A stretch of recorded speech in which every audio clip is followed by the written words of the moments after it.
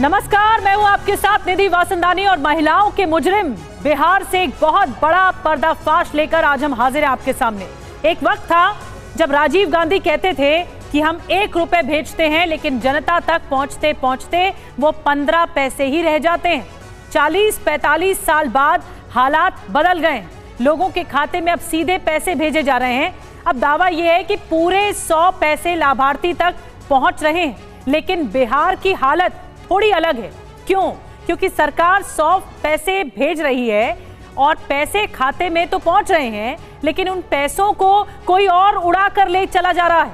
कैसे बिहार की जीविका दीदी को भेजी जा रही मदद पर बिचौलिए, दलाल, खराब सिस्टम की बहुत गंदी नजर है। हर खुलासा हम आपको बताएंगे कि आखिर पैसा जा कहां रहा है। दरअसल बिहार की जीविका दीदियों को सरकारी मदद भेजी जाती है, लेकिन इन जीविका दीदियों को पहले से ही कर्ज के जाल में फंसा कर रखा जाता है। इस पूरे जाल में फंसा दिया जाता है। उनके नाम पर पहले ही सरकारी लोन ले लिया जाता है और धोखाधड़ी करके सरकार से आने वाली रकम को उड़ा लेते हैं। जीविका दीदियों को सरकार आत्मनिर्भर बनाने की कोशिश तो कर रही है, लेकिन स्थिति यह है कि महिलाएं ना आत्मनिर्भर बन पा रही हैं, ना सरकारी मदद की हकदार बन पा रही। आपको मुजफ्फरपुर के हालात बताएंगे, पूर्णिया से 2 चौंकाने वाली रिपोर्ट्स दिखाएंगे, महिलाओं का दर्द सुनाएंगे कि महिला क्या कह रही हैं। इस रिपोर्ट को आप तक आपके सामने लाने के लिए रिपोर्टर्स भी, हमारे सहयोगी भी जुड़ेंगे, जिन्होंने पड़ताल की है सघनता से, और समझने की कोशिश करेंगे कि आखिर ये बिचौलियों के पास पैसा चला कैसे जाता है। आपके 2 भाई नरेंद्र और नीतीश जी मिलकर आपकी सेवा, समृद्धि और आपके स्वाभिमान के लिए लगातार काम कर रहे हैं।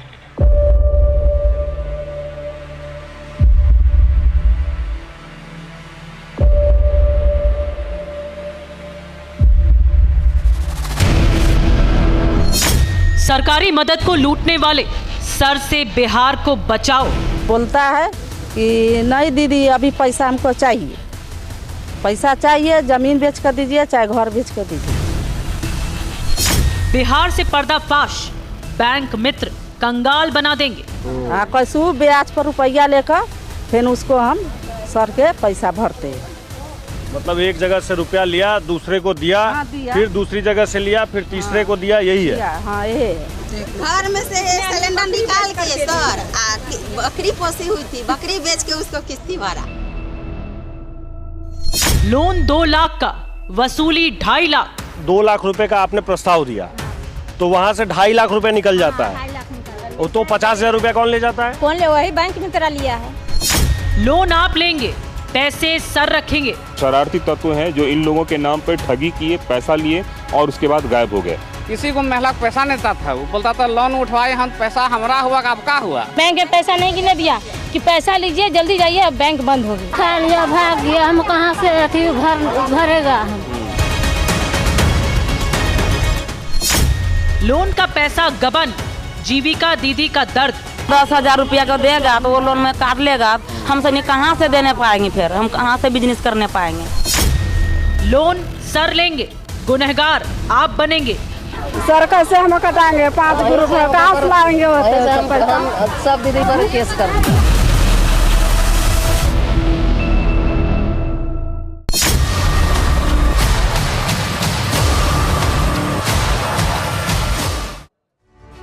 तो महिलाओं की आंखों में ये दर्द साफ झलक रहा है जो आपने देखा। बिहार से TV9 का बहुत बड़ा पर्दाफाश करने हम आपके सामने जा रहे हैं। जीविका दीदियों को मिलने वाली मदद में लूट हो रही है। लगभग हर जिले में फैला है लूट का मायाजाल। सिस्टम में लूट मची। सरकारी मदद पर पहले से ही बिचौलियों की नजर आ जाती है और खाते में पैसे आते ही उड़ा लेते हैं बिचौलिए।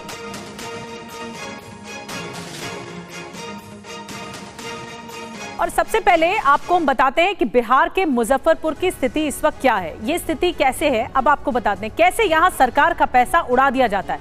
सरकार तो मदद कर रही है, लेकिन पैसा पहुंच नहीं रहा, मदद पहुंच नहीं रही ठीक से।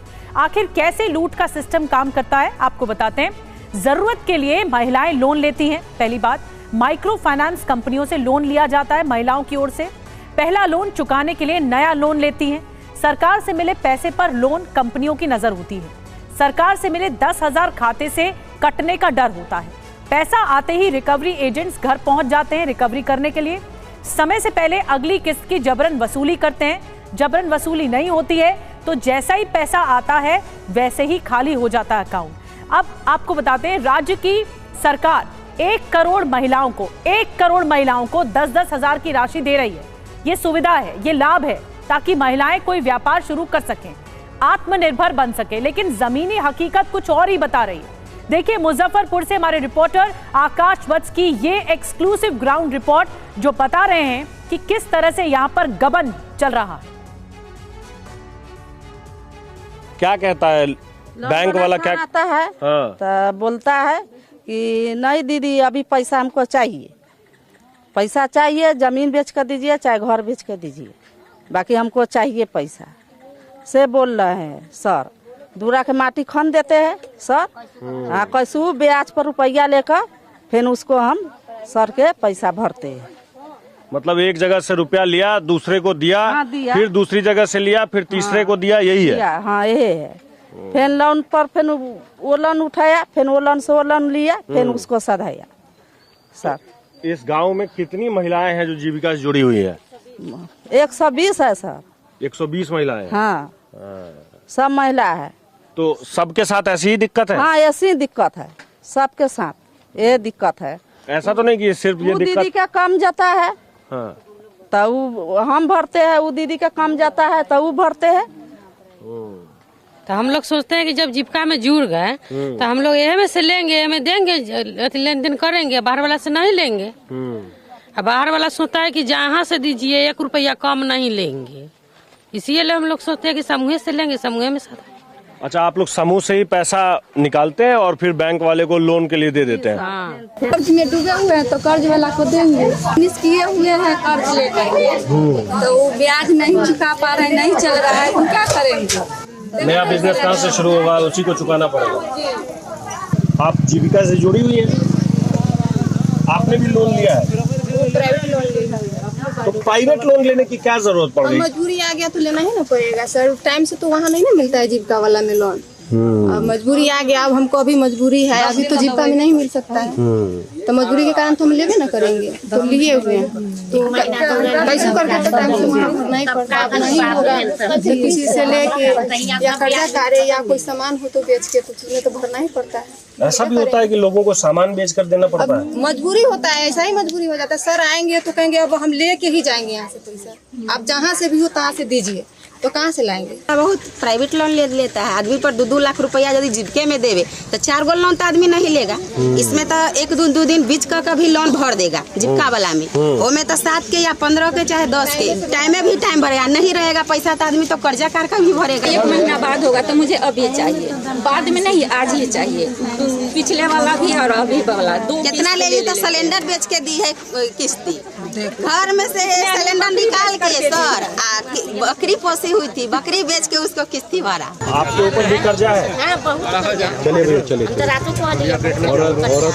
कर्जा से बड़ बीमारी से तबाह हती है वो, कथी करू, होश होबे न करे, होश होबे न करे, आई ओकरा तबियत खराब है बियानो तो कर्जे करके न करे, डॉक्टर सन जाले कर्जे करके न, तो हमरा ई लोभित कहाँ पड़ैया, हमरा लोभित आई तो तब ना हम करते।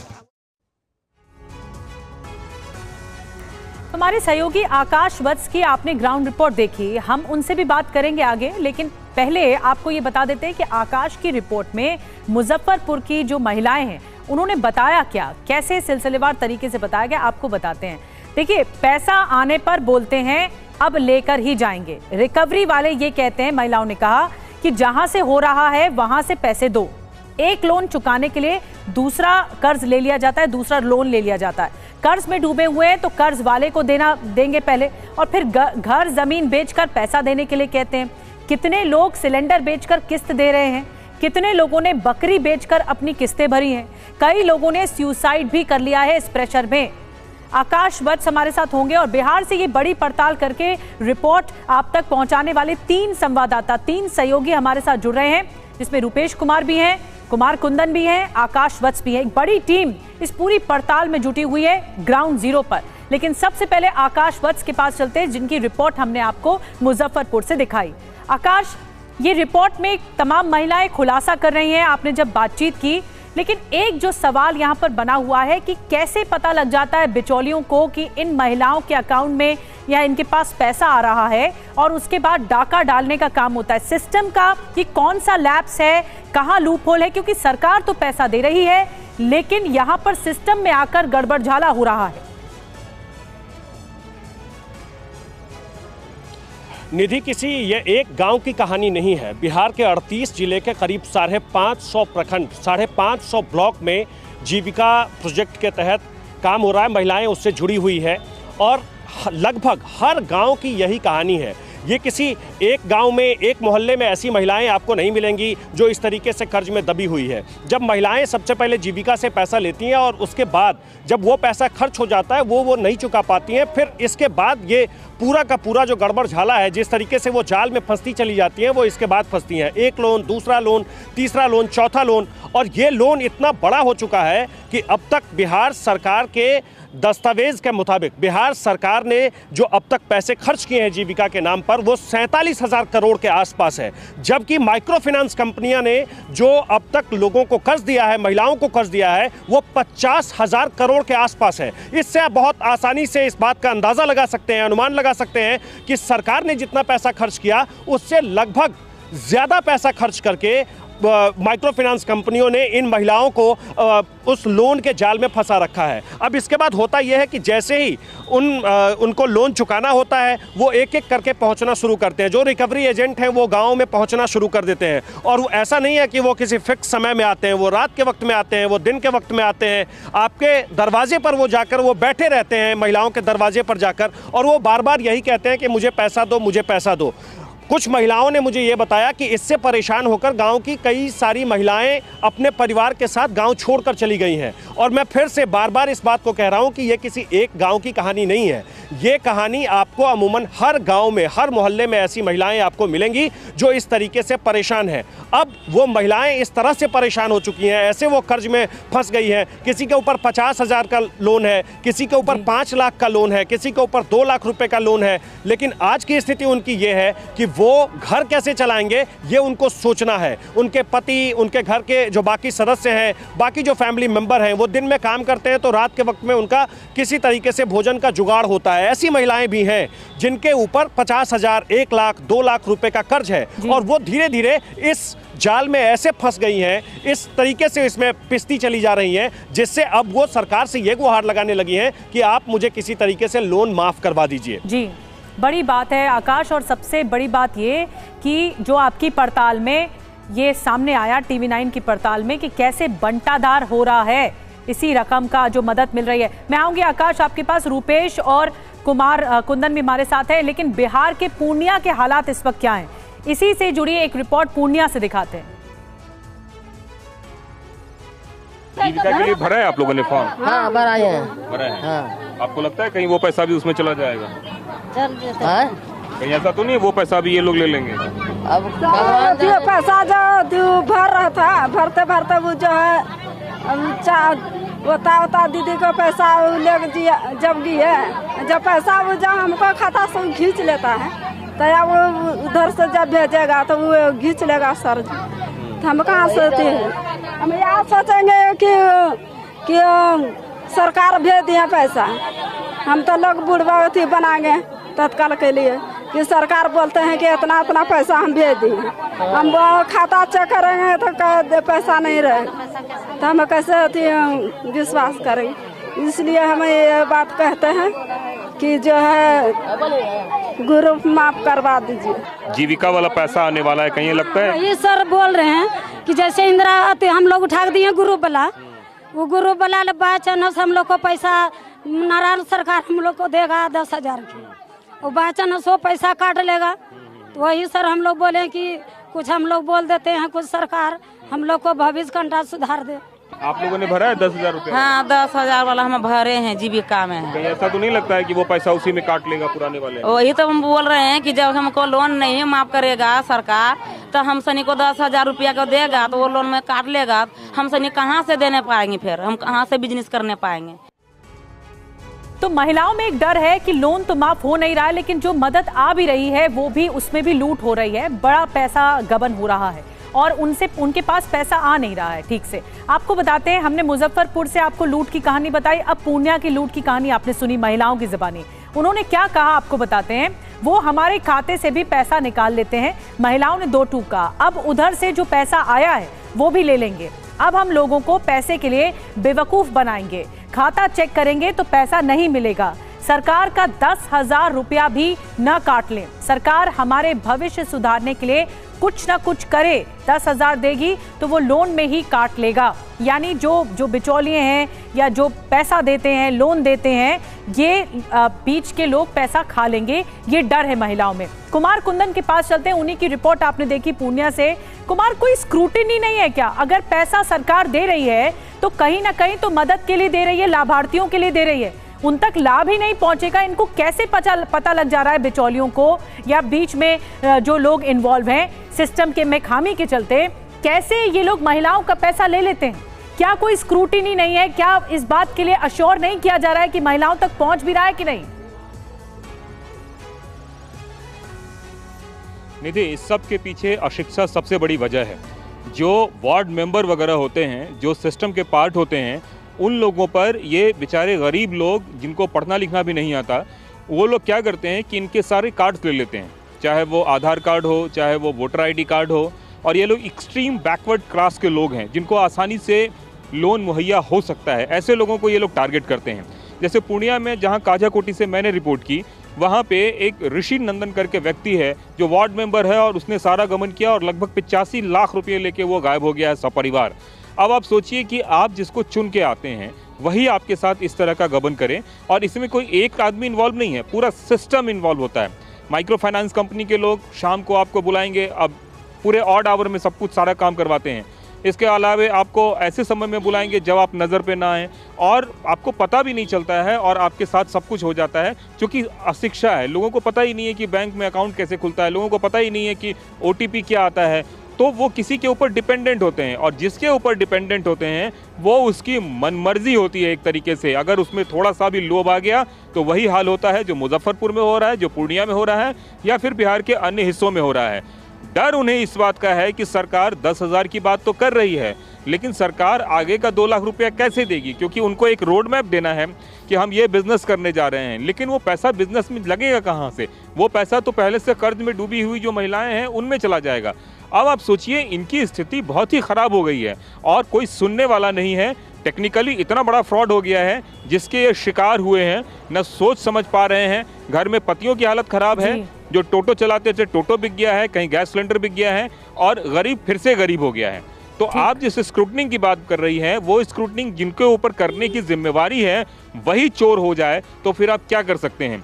और इन सब के बीच अशिक्षा का माहौल क्या है, उसका आलम यह है कि इनको यही नहीं पता है कि अकाउंट नंबर क्या होता है, पैन नंबर क्या होता है। सामने वाले पे डिपेंडेंट है, सामने वाला जैसा बोलता गया वैसा करते चलेगा। और गरीब जनता ये सोचकर बैठी रहती है कि उन तक मदद पहुंचेगी, लेकिन वो मदद पहुंच ही नहीं पाती। असलियत तो यही है जो आपने पड़ताल की, आपने और आकाश ने भी। रुपेश के पास चलते हैं। रुपेश, ये सीधे सीधे सरकारी सिस्टम पर सवाल है। जब एक योजना के तहत 47,000 करोड़ रुपए खर्च किए जा रहे हो, सरकार पैसा भी दे रही है, तो ऐसे में पैसे का गबन इतने हाई लेवल पर हो रहा है जो गरीब जनता पता नहीं लगा पा रही। और खास करके सबसे बड़ी बात प्रशासन पर सवाल है, उन्हें अश्योर किया जाना चाहिए कि पैसा पहुंचे लाभार्थियों तक।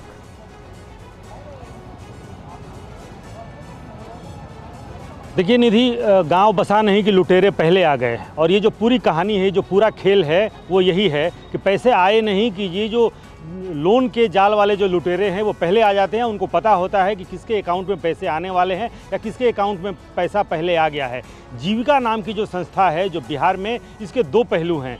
जीविका का नेटवर्क जितना बड़ा है और पिछले 10 वर्षों में जो जाल फैला है, उसी तरह से लोन वालों का भी जाल फैला है, यानी कि दोनों पहलू है। जीविका से ये भी सच्चाई है कि जीविका के माध्यम से बिहार में जो लगभग 2 लाख सेल्फ हेल्प ग्रुप हैं, जो स्वयं सहायता समूह हैं, उसके माध्यम से महिलाओं के जीवन में परिवर्तन आया है।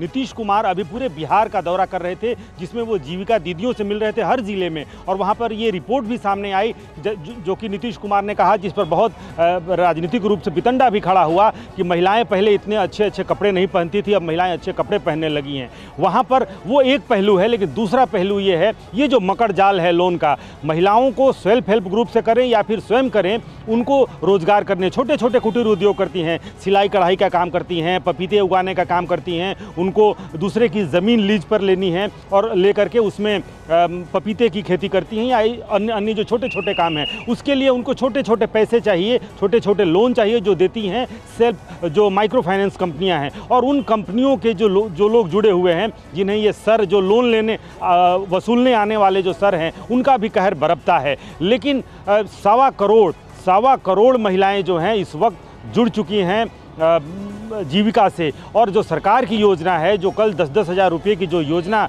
प्रधानमंत्री नरेंद्र मोदी और नीतीश कुमार ने मिल करके, और उसमें बिहार के लगभग हर परिवार, यानी कि 2,70,00,000 परिवार हैं बिहार में, और उन सभी परिवार की एक महिलाओं को 10,000 रुपये अभी और 6 महीने बाद अगर उनका रोज़गार अगर इस्टेब्लिश हो जाता है। लेकिन सबसे बड़ा सवाल ये है कि इस 10,000 में वो रोज़गार इस्टेब्लिश कैसे होगा, क्योंकि इस योजना का आधार ही यही है कि 10,000 रुपये हम आपको इसलिए आज दे रहे हैं ताकि आप रोज़गार को स्थिर करें और हमको बतलाएं कि क्या रोज़गार आपने किया है और वो आपका रोज़गार कहाँ तक पहुँचा है, तब आपको 2 लाख रुपये दिए जाएंगे 6 महीने के बाद। लेकिन अगर वो 10,000 रुपये ये बिचौलिए लेकर चले जाएंगे, ये लोन वसूलने वाले सर अगर लेकर चले जाएंगे, तो इनका अगला 2 लाख भी खतरे में पड़ जाएगा। सबसे बड़ी विडंबना इनके साथ यही होने वाली है कि 10,000 रुपये इनके खाते में आ तो गए, लेकिन अगर उस खाते में आने वाले 10,000 रुपये अगर लोन की रिकवरी में चले जाएंगे, तो उनके हाथ से वो जो 2 लाख रुपये की जो उम्मीद पाले बैठी हैं, जो कल 75 लाख महिलाओं को मिला है, 3 अक्टूबर को और 25 लाख महिलाओं को मिलेगा, यानी कि लगभग 1 करोड़ महिलाओं को तो 3 अक्टूबर के पहले ही मिल जाना है। लेकिन सरकार की योजना है कि 2,70,00,000 जो परिवार हैं, उस हर परिवार की एक महिला सदस्य को इस योजना से लाभान्वित लाभ देना है। लेकिन 10,000 रुपये आप दें, और जैसा कि पूरे बिहार से जो रिपोर्ट आ रही है कि पहले से ये जो मकर जाल है, और इस मकर जाल के तहत जो महिलाएं फंसी हुई हैं लोन के जाल में, उनके खाते से अगर 10,000 रुपये चले गए, तो ये मसला सिर्फ 10,000 रुपये का नहीं है, मसला है आगे मिलने वाले 2 लाख रुपये का, जिस 2 लाख रुपये के दम पर सरकार ये कह रही है कि ये महिला उद्यमी योजना है, तो महिला उद्यमी कैसे बन पाएंगी? जो प्राथमिक किस्त 10,000 के दम पर अगर सरकार मदद कर रही है और इन महिलाओं का भविष्य के लिए योजना है, तो ऐसे में आगे का पैसा भी अधर में लटका हुआ नजर आ रहा है। इसीलिए महिलाएं डरी हुई हैं, जैसा कि रुपेश आप बता रहे थे। और ऐसी 1.5-2 करोड़ महिलाएं हैं जो कि लाभ ले सकती हैं, लेकिन वो ले नहीं पा रही लाभ, और उन तक पैसा ही नहीं पहुंच पा रहा है ठीक से। अब TV9 की पड़ताल में माइक्रो फाइनेंस कंपनियों के एजेंट के खौफ की एक और जानकारी सामने आई है। आपको बताएं कि जीविका दीदियों से लोन के नाम पर जो लूट हो रही है, लोन दिलाने के नाम पर दीदियों से पैसों को लूटा जा रहा है। लोन ज्यादा उठाते हैं, पैसा कम देते हैं, पता ही नहीं होता कितना लोन लिया है। कम पैसे लेने के बावजूद ज्यादा रकम चुकानी पड़ती है।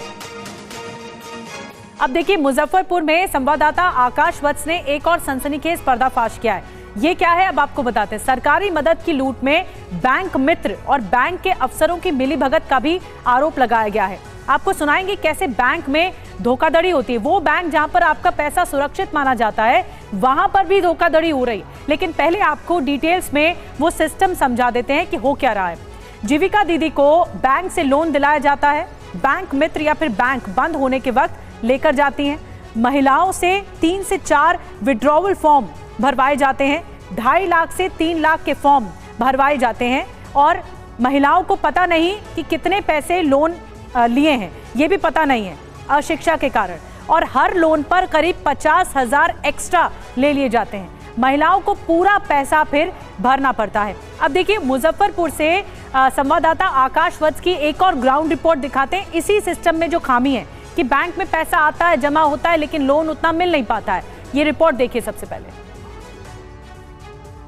कितनी महिलाएं हैं जिन्होंने प्राइवेट बैंक से लोन लिया, एक बार जरा हाथ उठा के बताइएगा।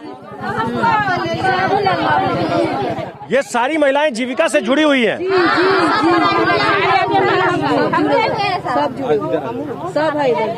ये सारी महिलाएं जीविका से जुड़ी हुई हैं, और जीविका से जो पैसा इन्हें मिला, उस पैसे को चुकता करने के लिए इन्होंने प्राइवेट बैंक से लोन लिया। आप लोगों ने यही किया है, प्राइवेट बैंक से लोन लिया।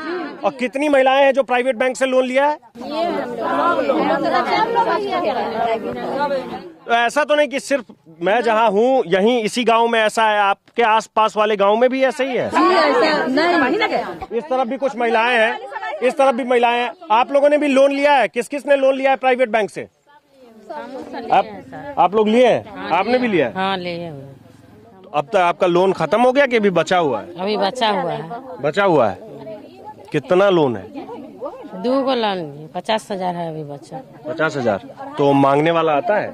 तो आएगा नहीं, लिए तो आएगा, आएगा करेगा। क्या कहता है? पैसा भरो, तो भरते हैं उसको।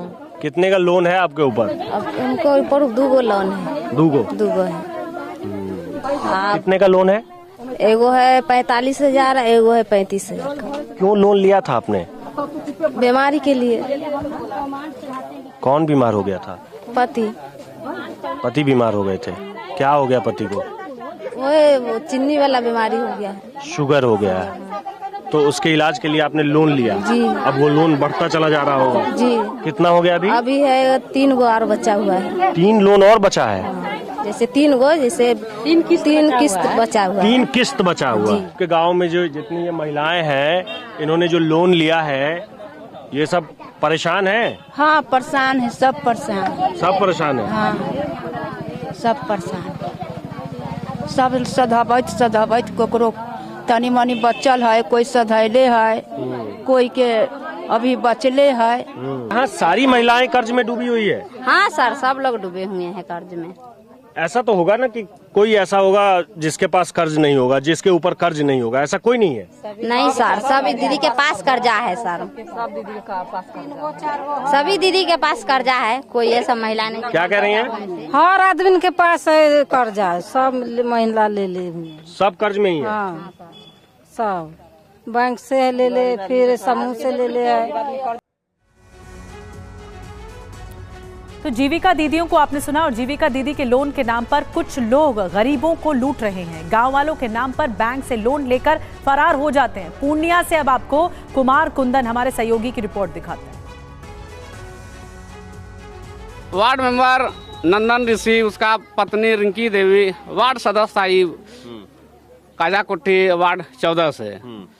वो सर सेंटर लीडर चला रहा था, यहाँ से ग्रुप लोन चला रहा था। वो आज 10 साल से महिला के नाम से लोन लेता था और CSP चला के वो अपने खाता में पैसा ट्रांसफर कर लेता था। किसी को महिला को पैसा नहीं देता था, वो बोलता था लोन उठवाए हम, पैसा हमारा हुआ कि आपका हुआ। कितना पैसा लेके भागा है सब? 80-85 लाख रुपया लेके भागा है वो। 80-85 लाख? हाँ। अब लूटते कैसे हैं आपको ये भी बताते हैं। जनप्रतिनिधि छीन रहे हैं जनता का पैसा। वार्ड कमिश्नर महिलाओं के पासबुक आधार ले लेते हैं। शौचालय प्रधानमंत्री आवास बनवाने का लालच देते हैं। इस योजना के तहत जुड़ने का लालच देते हैं। महिलाओं के नाम पर लोन होता है लेकिन पैसा नहीं मिलता है। लोन दिलाने के लिए फर्जी पति साथ में भेजते हैं, जिसके नाम पर फॉर्म उसे पैसा नहीं मिलता है। अलग अलग जीविका ग्रुप की महिलाओं से ठगी होती है। लोन का पैसा महिलाओं को भरना पड़ता है। रुपेश के पास चलते हैं। रुपेश, बैंक वो जगह है जहां पर लोग अपना पैसा सुरक्षित रखने जाते हैं, लेकिन जो गरीब जनता है, अगर वो ही इस तरह से लूट का शिकार हो जाए